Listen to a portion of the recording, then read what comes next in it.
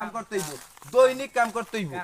কেটা কি কই চিন্তাবাদ, কারণ সমাজে কিছু বালপাক না মুরব্বী আছে, বালপাক না মুরব্বী, বুঝছো?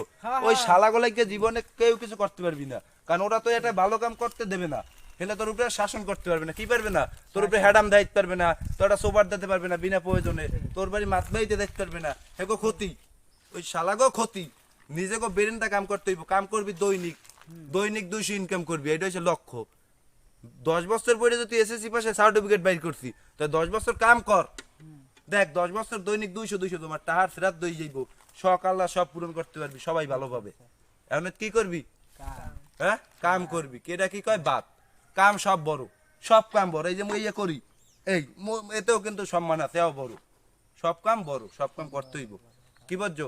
দৌড় দিবি না, দৌড় দে তোকা, কাম করবি, কোনো দৌড়ে দৌড়ি নাই। বাবা পোলার সম্পর্ক, কাকা বাইর সম্পর্ক এক থাকবে, দৌড় দেওয়া লাগবে না। যদি কাম করো, পকেটে টাকা থাকলে সবাই ভালো পাবে।